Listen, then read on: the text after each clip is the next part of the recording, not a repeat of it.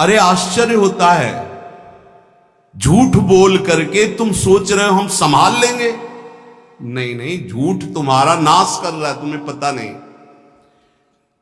जिस जिह्वा से नाम जप कर रहे हो, अगर नाम का विशेष फल प्राप्त करना है, जल्दी फल प्राप्त करना है, आपको दुखों से बचना है, पाप भस्म करना है, तो झूठ बोलना बंद कर दीजिए। क्या बिगड़ जाएगा आपका? सच्ची बोलने में क्या बिगड़ जाएगा?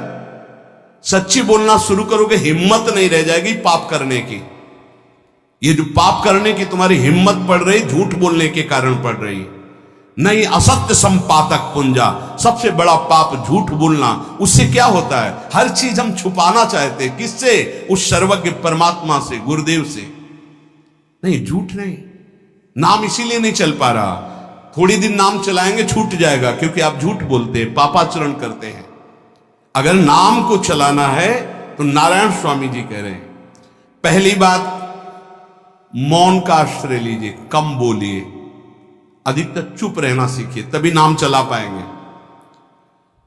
जो कार्य कर रहे हैं आप उस पर ध्यान दें, उस कार्य को एकाग्रता पूर्वक करें, वाणी को मौन रखें, उस वाणी से धीरे धीरे नाम उच्चारण करें। कम से कम 24 घंटे में 4 घंटे मौन का तो सबको अभ्यास कर लेना चाहिए। 24 घंटे में 4 घंटे मौन का। तो ऐसे ऐसे बुद्धिमान हो कहेंगे हम 6 घंटे मौन रहते हैं। कब? बोले जब सोते हैं तब। आप 4 घंटे कह रहे हम 6 घंटे मौन रहते हैं। 24 घंटे में हम 6 घंटे मौन रहते हैं, बहुत बुद्धिमान है। बोले आप 4 घंटे कहते हम 6 घंटे मौन रहते हैं। तो कब आप मौन रहते हैं? बोले जब सोते हैं तो 6 घंटे सोते, मौन ही रहते हैं उस समय। मौन जागृत की कह रहा हूं, 4 घंटे का। नारायण स्वामी के बहुत बड़े महापुरुष हुए, तुम 4 घंटे मौन का अभ्यास करो, ऐसा निकालो 2 घंटे, 2-2 घंटे करके 24 घंटे में 4 घंटे मौन। उस समय हम किसी से बात नहीं करेंगे, नाम जप करेंगे। कार्य करो, कार्य करने के लिए मना नहीं कर रहे हैं। कम बोलो। आजकल लोग अपनी जीवनी शक्ति को बोलने के द्वारा बहुत नष्ट कर रहे हैं, व्यर्थ की बातें करते रहते हैं। 4 आदमी चल रहे हो, आप पीछे चलिएगा, सुनते, बेमतलब की बातें। नाम जब नहीं होगा वो डिलीट नहीं होंगी, वैसे ही बनी रहेंगी, अगले जन्म के लिए तैयार हो रहा है। इसलिए नाम यदि सिद्ध करना है, नाम का फल लेना है, नाम का आनंद लेना है, तो वृथा भाषण बंद करो, बेकार की बात बंद करो। जितना कम बोलने से काम चल जाए उतना। सामने वाले को बोलने दीजिए, आप बीच में नाम चल रहा है जी, नाम चल रहा है। जब कोई आवश्यक बात हुई, पवित्र शब्द बोल दिया, नहीं चुपचाप सुनो। उसको लग रहा है कि आप संभाषण करो, मान लो रिश्तेदार है, नातेदार है, मित्र, अब आप व्यवहार में हैं, आप सीधे ये तो नहीं कह सकते हमसे बात मत करो, नहीं, हाँ बात कीजिए, लेकिन आप कम बोलिए, उसको बोलने दीजिए, आप नाम जप कीजिए, जरूरत भर बात कीजिए। बात में भगवान की चर्चा हो तो कोई बात नहीं, अगर प्रपंच की चर्चा है तो बचने की कोशिश कीजिए। अपने संबंधियों, अपने दोस्तों, अपने व्यवहारियों से व्यवहार, दोस्ती, संबंध शिथिल कीजिए, तभी नाम में प्रीति होगी। अगर ये अब हमारे दोस्त आ गए हैं तो फिर वो दोस्त छूट जाएगा नाम, अब बातें शुरू हो गई प्रपंच की। धन्य है ऐसी बुद्धि जो प्रियजनों से भी संभाषण केवल भगवत वाक्यों का, अन्यथा नहीं। इसीलिए इस मार्ग को वर्ण करना बहुत कठिन है। एक ऐसा तुम्हारा निवास स्थान होना चाहिए अलग, जिसमें अपने रिश्तेदार, नातेदार, व्यवहारियों का प्रवेश ना हो। आपकी शैया अलग होनी चाहिए। अगर नाम जापक नाम सिद्ध करना चाहता है, नाम का फल लेना चाहता है, नाम निरंतर चलाना चाहता है, तो जिस आसन पर आप बैठते हैं उसी में प्रपंची, विषयी, सांसारिक वृत्ति वाले बैठेंगे तो भजन की वृत्ति नहीं बन पाएगी। एक ऐसा, वैसे होते हैं घरों में बैठने वालों का अलग, लेकिन साधन कक्ष अलग होना चाहिए अपना। किसी का यदि प्रवेश ना हो तो आप देखेंगे कि आपके साधन के परमाणु आपको वहां बैठते ही तत्काल विक्षेप रहित करके भजन में लगा देंगे। अगर घर में ऐसा कुछ ना हो तो एक आसन अपना अकेला रखिए, जिस पर आप शयन करें वो आसन केवल आपका ही होना चाहिए। अगर वो सार्वजनिक बैठने के लिए ही है, ऐसी व्यवस्था नहीं, तो आसन समेट कर अपना अलग रख दीजिए और दूसरे आसनों पर बैठा लिए, फिर वो आसन हटाकर जब आप शयन करें तो आपका आसन होना चाहिए। इसका बहुत बड़ा प्रभाव पड़ेगा। कोई भी ऐसा दृश्य या पुस्तक ना पढ़े जो वासनात्मक हो और प्रभु के नाम से आपको विमुख कर दे। अखबार आदि, समाचार आदि, ये हमारे चिंतन को नष्ट करते हैं। अगर नाम जप करना है, निरंतर नाम स्मृति बैठालनी है, एक घटना कई मिनट तक विक्षेप देती है। ऐसा हुआ, कैसे लोग हैं। अब उसमें तो समाचार ही हो रहे हैं, सैकड़ों बातें हो रही, पेपर है तो सैकड़ों बातें लिखी हैं, क्या क्या। अब वो सब दिमाग में भर गई।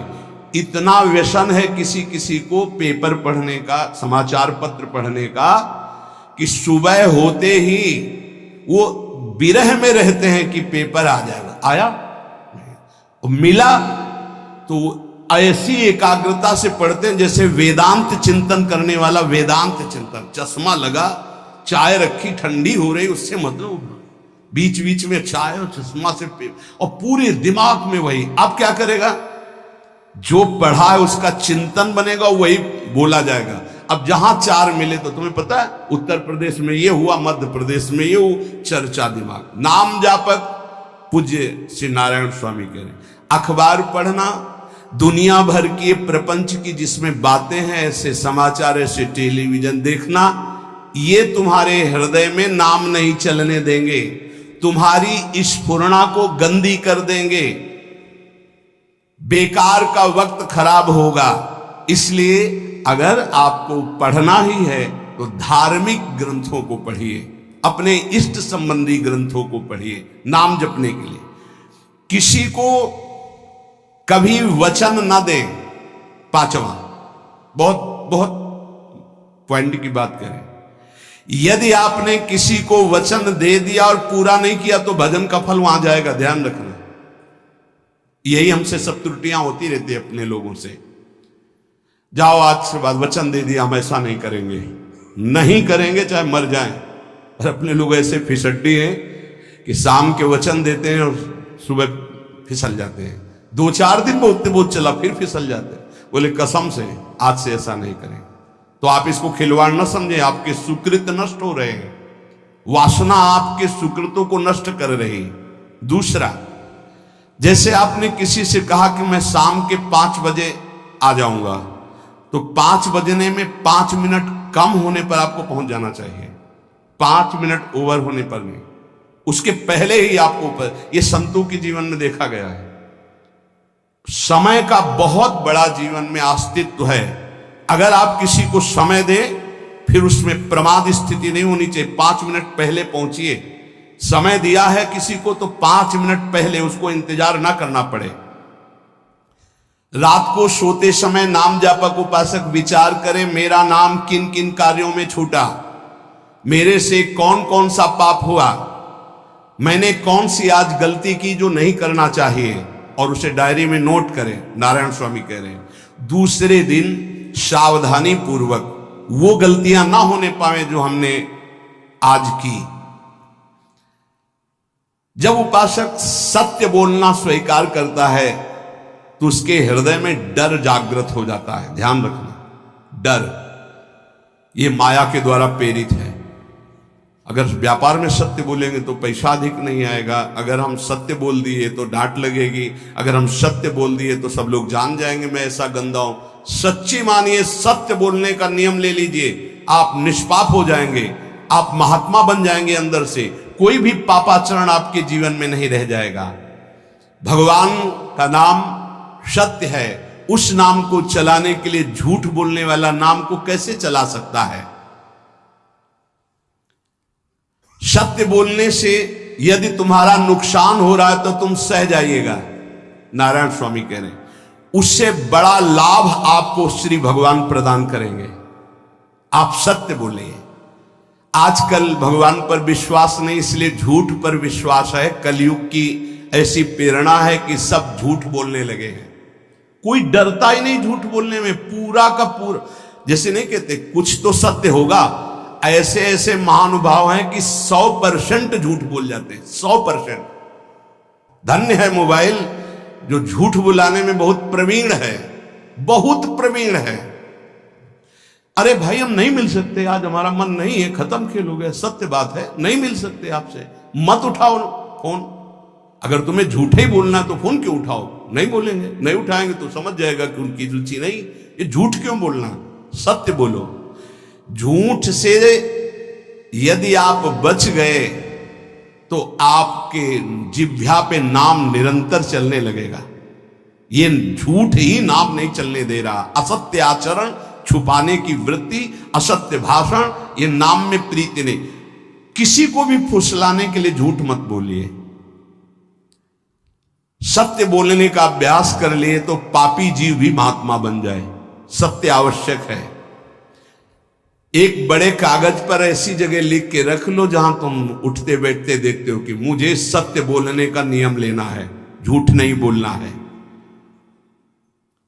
सत्य साधन कर लो, फिर देखो नाम कैसे चलता है। तपस्या, बड़े बड़े पुण्य, बड़े बड़े तीर्थ स्नान उतना पवित्र नहीं करेंगे जितना सत्य बोलने से होगा। पर बहुत कठिन है इस समय सत्य बोलना। मतलब बात बात पे असत्य का ही वर्ताव हो रहा है, असत्य का अच्छा, ये कोई संसारी आदमी में नहीं, कुछ ऐसे होंगे जो सत्य की वार्ता करते नहीं। प्रायः क्या जाता है, झूठ बोलने में बोल दिया और सामने वाला राजी हो गया, हम निकल गए। लेकिन सत्य ना होने के कारण आप में सत्य आचरण, सत्य स्वरूप भगवान का नाम, भगवान को कहा गया सत्य नारायण, वो नाम नहीं चलेगा। भजन करने का पहला साधन है सत्य बोलना। जबान से सत्य बोला जाए। और भजन की संख्या प्रारंभ में जरूर लेनी चाहिए। यदि 10 माला का नियम लिया, 20 माला का नियम लिया, तो उसे निर्वाह करो। जैसे यहां शरणागति मंत्र मिलता है तो 11 माला प्रारंभ में दी जाती कि आपको करना ही है, ज्यादा हो जाए वो ठीक, 11 से कम वो कभी जीवन में नहीं। अपने जीवन में गुरु आज्ञा 11 माला तो करनी है, हर समय करना है। पर ये मन थोड़े दिन तो नियम में चलेगा, इसके बाद छोड़ देगा। दीक्षा तब लेनी चाहिए जब गुरु आज्ञा पे चलने की हिम्मत हो, नहीं तो ऐसे ही नाम जपो करो। जब नियम मिल गया 11 माला तो चाहे प्राण निकल जाए, हमको 11 माला पूरे करने हैं, प्राण निकलने तक गुरु आज्ञा का पालन करना है। यदि आप नाम जब अधिक मात्रा में नहीं करेंगे तो जो आपको नाम मिला है उसका फल आपको अनुभव में नहीं आएगा। क्यों? क्योंकि नाम का हिस्सेदारी होती है, भजन की हिस्सेदारी होती है। जैसे किसी ने प्रणाम किया, वो भजन लिया। गृहस्थी को इसीलिए मना किया कि रास्ते में परिक्रमा मार्ग में हलवा पूड़ी ये सब बट रहा है, हाथ मत फैलाओ। वो दान कर रहा है, सुकृत कर रहा है, और कोई दूसरे ले विरक्त आदि। आप अपने भूख मिटाने के लिए 4 रुपया के चना लेके भले पालो, लेकिन दूसरे के द्वारा दिया हुआ हलवा मत पाओ। यहां धाम आए हो, भगवत कमाई करने आए हो, यहां नाम जप करो, कष्ट सहकर परिक्रमा दो। हो सके 4 रुपए की वस्तु लेकर के आप पशु पक्षियों को पवा दो, किसी एक का पेट भर, तुम मत पाओ दूसरे का। तुम चाहो तो उपवास कर सकते हो, या प्राण पोषण के लिए रूखा सूखा थोड़ा खा लो। ये दूसरे के आराम से धाम में हम आए 2-4 दिन खूब खाए पिए नहीं, भागीदारी हो जाएगी तुम्हारे पुण्यों की। वहां ऐसे फ्री नहीं है कुछ। भजन का भागीदार राजा भी होता है, जिसके राज्य में रह रहे हैं। जो अन्न देता है वो भजन का, जो वस्त्र देता है वो भजन। इसीलिए गृहस्थ को कहीं कुछ भी स्वीकार नहीं करना चाहिए। ये बहुत ध्यान रखिए। अगर आप कहीं तीर्थ साधु आश्रम कहीं जाते हैं, कोशिश कीजिए कि किसी से सेवा ना ले, और अगर सेवा ले तो उसके अनुसार फिर अर्थ दे दे। अगर आपने वहां भोजन पाया, पान पाया, तो उसके अनुसार सोच ले कि अगर हम इतना खरीदते तो कितने का मिलता, वो दे दिया तो आपका भजन बच गया। कभी आपको कोई प्रणाम नमस्कार करे, तत्काल बराबर प्रणाम करो। किसी को अपना भजन का हिस्सेदारी नहीं, सबका मंगल हो। ये भजन जितना बढ़ेगा तो आपको भगवदाकार कर देगा। दिन रात 24 घंटे में 21,600 श्वास चलती है। 21,600 श्वास में 6 घंटा तो सोने के चले जाते, उसमें तो चेतना नहीं रहती। अब हमको अगर 21,600 नाम हमको जपने को मिल जाए तो हमारी हर श्वास सार्थक हो जाए। जो हम 5-6 घंटा सोते हैं उसमें जिनका अभ्यास है तो बात अलग है, नहीं तो वो व्यर्थ जाती है। तो हमें एक श्वास में कई नाम जपने का अभ्यास करना चाहिए, जिससे 200 माला फेरने पर ये 21,600 श्वासों की गणना पूरी होती है। अगर हम 200 माला का नियम ले तो इतना हो सकता है। तो हमें लगता है अगर हर समय माला नहीं ले सकते तो श्वास वाली माला बहुत अच्छी रहती है। श्वास में 4 बार खींचो, 4 बार नाम लेते हुए छोड़ो। दूसरा साधन, एक छोटी माला ले ले, जो आजकल तो काउंटर चला है। काउंटर में ज्यादा सुविधा संसार के क्रियाओं में रहने वालों को होती कि क्या अपनी जेब में डाल लिया। तीसरा साधन वो बहुत कठिन है, मन की वृत्ति से नाम जप करना। माला, श्वास और मन की वृत्ति, उसमें श्वास की भी गणना का ध्यान नहीं रहता, उसमें केवल चिंतन होता है, चल रहा है। पर ये आखिरी स्थिति होती, इसी के बाद वो परिपक्व अवस्था होता है। जिह्वा से धीरे धीरे नाम उच्चारण करते हुए ये पहला अभ्यास है। प्रारंभिक को एकदम मानसिक में नहीं पहुंचने की चेष्टा करनी चाहिए, 2-4 नाम के बाद मन प्रपंच में फंसा देगा। दूसरा अभ्यास कंठ से में, जैसे हम जिह्वा से राधा वल्लभ श्री राधा वल्लभ श्री राधा वल्लभ श्री, इसे वाचिक जप कहते हैं। मंत्र नहीं होगा, ऐसे नाम होगा। फिर उपांश ऐसे, फिर कंठ से चलता है, फिर हृदय से चलने लगता है, फिर नाभि से चलता है। जिसका नाभि से चलने लगता है उसका परावाणी के द्वारा भजन, वो सिद्ध पुरुष कहा जाता है। 4 वाणी, परा, पश्यंती, मध्यमा, वैखरी। वैखरी जो बोल रहे हैं, जो कंठ से, फिर हृदय से पश्यंती, परा नाभि से, मूलाधार केंद्र से लेकर के संपूर्ण ब्रह्मांड में इसमें नाम गूंज रहा है, वो सिद्ध पुरुष का होता है। पहला अभ्यास जिह्वा हिला करके शुरू करें, राधा राधा राधा राधा। फिर कंठ से, कभी हमारे सदगुरुदेव भगवान को देखना, अगर कोई आ गया और बातचीत का हुआ तो यहां से तत्काल चलता दिखाई देता है ना, कंठ ऐसे ऐसे हिलने लगता है कंठ। अगर शांत बैठे तो फिर नहीं दिखाई दे। अगर कोई है आसपास तो इतनी तीव्रता लगन होती कि कहीं छूट ना जाए नाम। कंठ से विशिष्ट अभ्यासी का, फिर हृदय से परिपक्व अभ्यासी का, और नाभि से सिद्ध महापुरुष का, परावाणी से चलता है। अगर 1 वर्ष तक जिह्वा से अभ्यास किया जाए, ये मैंने किया है, नारायण स्वामी कहते हैं, तो दूसरे वर्ष में कंठ से प्रारंभ हो जाता है। 2 वर्ष कंठ से चले तो अगला हृदय से प्रारंभ हो जाता है, और हृदय से 3 वर्ष चले तो फिर नाभि से 7 वर्ष में नाम सिद्ध हो जाएगा। अगर नियम पूर्वक झूठ ना बोले, सत्य आचरण करे, ऐसे नाम जप करे। हम ये कहते हैं कि चलो थोड़ा धीमे ही सही, पर 12 वर्ष में तो आपको सिद्ध हो जाना चाहिए। 12 वर्ष, यहां बोले 30 वर्ष के 50 वर्ष हो गए साधन करते हो, ज्यों कहते हो कोई परिवर्तन नहीं। इसका मतलब अंदर से नाम नहीं चलाया जा रहा, नाम में रुचि नहीं। 12 वर्ष में तो भगवत साक्षात्कार करके जागृत स्वप्न सुषुप्ति अवस्था पर विजय प्राप्त कर लेता है साधक। ऐसा ही स्वामी जी ने किया। नारायण नारायण नारायण नारायण नारायण, ऐसी सिद्धावस्था हो गई थी। एक टाट की लंगोटी, एक रस्सी कमर में, बस। बड़े ही उच्च कोट और बहुत बड़े अरब खरबपति घर के बालक थे। सारी सिद्धियां उसके पैरों में लौटने लगती हैं, जिसका नाभि से भजन प्रारंभ हो जाता है, परावाणी से। अजपा जाप उसे ही कहते हैं जो नाभि से होता है। अजपा जाप करने वाले उपासक में जो अजपा जाप करने की चाह रखते हैं, पहला भोजन पर ध्यान दे, सात्विक भोजन, पवित्र भोजन।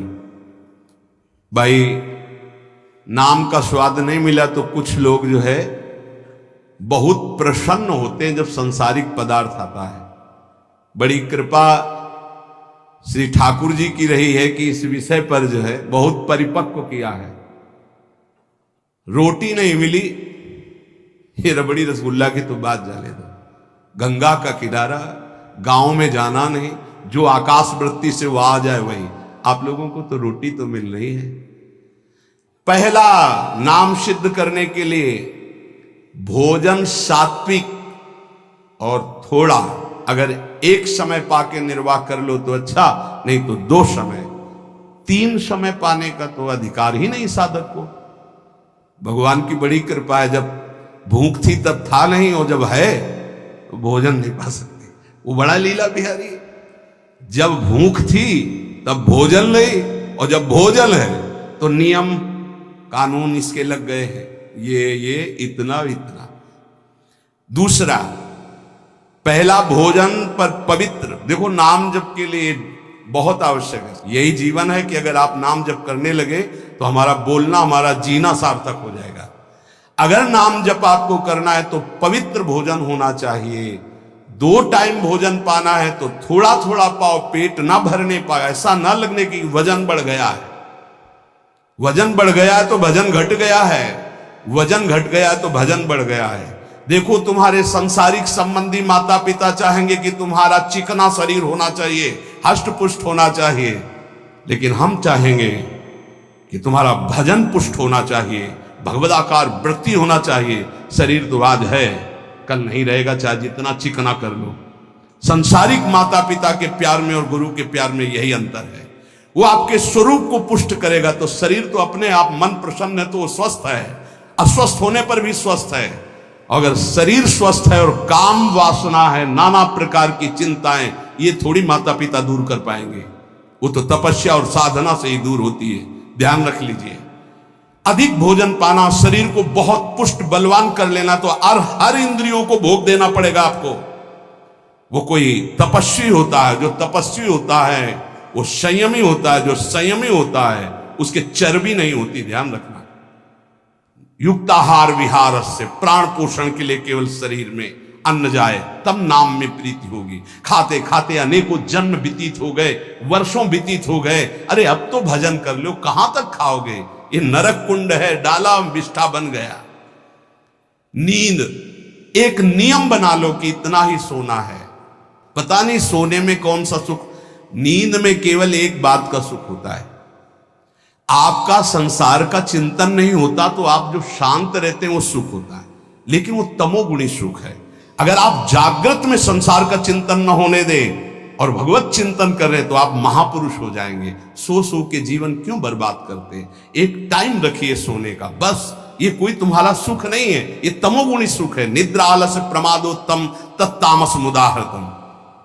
और एक बात समझ लो, यद तज्ञे विस्मि परिणामे अमृतोपमम, जिसमें विष जैसा शुरुआत में लगता है उसका परिणाम अमृत होता है, और जिसकी शुरुआत अमृत जैसी लगती है उसका परिणाम विष होता है।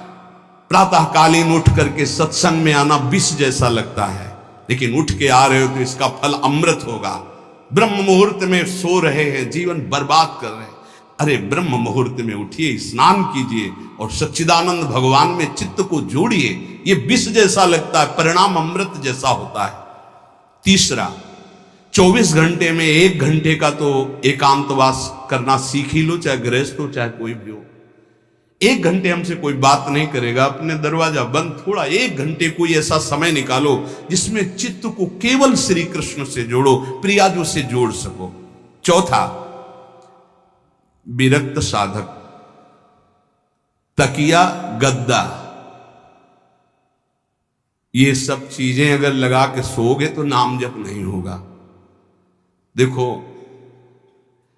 हितधाम में कुशासन और एक ईंट कुशासन के नीचे, सर्दी में ओढ़ने के जो हमारे कंबल थे वो आटे का बोरा बलराम जी ला के दे थे। जीवन को यदि आप कसौटी पे नहीं कसेंगे तो भजन नहीं होने वाला। अब तो शरीर रोग से ग्रसित है, आप चाहे जहां रखो चाहे जैसे रखो, प्रिया जो जाने। जब तक हमें भगवदाकार वृत्ति ना हो जाए तब तक विषयों को स्वीकार नहीं। ऐसे हैं साधक, बड़ा सुख मिलता है। एक ऐसे पड़ा हुआ है आसन, उनके कमरे में जाके देखिए, केवल आसन ही है। कितने ऐसे साधक राधा के कुंज में रहते हैं जिनकी चटाई केवल है, न तकिया है, न गद्दा है, न कोई। उसी चटाई को ऐसे खड़ा कर दिया, बिछा लिया, बस उसी में पड़े, भोजन मिला पा लिया, ऐसे रह रहे हैं। कमरे में देखो जाके तो ऐसा लगेगा कि इसमें कोई रहता ही नहीं, कुछ है ही नहीं, केवल चटाई है। तकिया गद्दा विशेष विलासिता की वस्तुएं तो नाम जप नहीं होने वाला, ध्यान रखना। जहां पड़े आराम से नींद आ जाएगी, सो जाएंगे, और जब तो नींद उतनी आएगी जितनी आवश्यकता है। भजन का खजाना तिजोरी में रखें, कभी किसी से बताएं नहीं कि आपका भजन कितने माला कितना होता है। पूज्य नारायण स्वामी जी कह रहे हैं, भजन को खजाने में रखने का मतलब है लूटने वाले डाकू माया भेजती है, काम क्रोध लोभ मोह मद मत्सर आदि, और प्रिय गृहस्थ भगत आदि। कैसे प्रिय गृहस्थ? स्वामी जी अब ये सब आप ही कहा है, बहुत बीमार है, आप देखना। ठीक है, दूसरे की दुख निवृत्ति करना संत का स्वभाव होता है, पर हम जिस मार्ग के पथिक हैं, हमारा कर्तव्य है। हमारे पास हमारे प्रभु के सिवा कोई नहीं, हमारा जो कुछ है वो प्रभु हैं। ए भैया, जैसा श्री जी चाहेंगे वही सब मंगल करेंगे, ये शब्द होना चाहिए। उससे उसका भी मंगल होगा, आपकी भक्ति पुष्ट होगी। कभी भी जो गृहस्थ में भजन करता है, किसी भी तरह का किसी से भी कोई प्रतिग्रह ना ले। नहीं ले लो, ये लो ही बढ़िया है, रख लो। नहीं महाराज, हमारा ये मार्किन का गमछा ही काफी है हमारे लिए। नहीं नहीं नहीं, ये प्रसाद पाल, हाँ इतना किनका दे दीजिए, भगवत प्रसाद है, ये हमारे लिए पर्याप्त। गृहस्थी में अगर आप भजन करते हैं तो अपने भजन को बचाने के लिए किसी से भी दान पुण्य, किसी का भी बट रहा है वो स्वीकार न करें, किसी से प्रणाम नमस्कार, किसी से अपनी सुविधा सेवा स्वीकार न करें। और जो विरक्त है उसको ध्यान रखना चाहिए कि हमारा जीवन केवल जगत मंगल के लिए विश्वेश्वर भगवान को समर्पित जीवन है। ना हम किसी को शाप दे सकते हैं, ना किसी को वरदान दे सकते हैं। सेवक स्वामी की इच्छा को देखता है, ऐसा ऐसा, हाँ प्रियाजू की जैसी इच्छा होगी वैसा।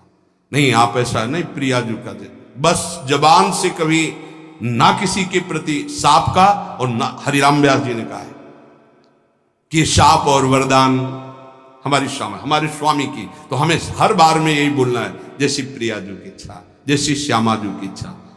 नहीं, आप कुछ कह दीजिए तो राधा राधा राधा, नहीं कैसे मंगल होगा, आशीर्वाद दीजिए राधा राधा राधा, बहुत संभाल के। महात्माओं को इस बात में सावधान रखना चाहिए कि ये माया ममता का रूप धारण करके तुम्हारी तिजोरी को खाली कर देगी। खजाना लूटने के लिए माया बहुत अनुभवी महापुरुष है, सेवक के रूप में आती है, खास सेवक बनकर। आज तक जहां दगा हुआ है तो खास से हुआ है। जब वृक्ष कटने लगे तो आपस में बात की, भाई ऐसा कौन आ गया जो हमें काट सकता है? बोले हमारा कोई मिल गया। तो कुल्हाड़ में जो बेंट है ना, बोले मिल गया कोई हमारा। खास बन करके आती है माया, सेवक सेविका रूप लेके। बहुत अनुभव की बात महापुरुषों की, मान लीजिए विरक्त जनों के लिए खास बात।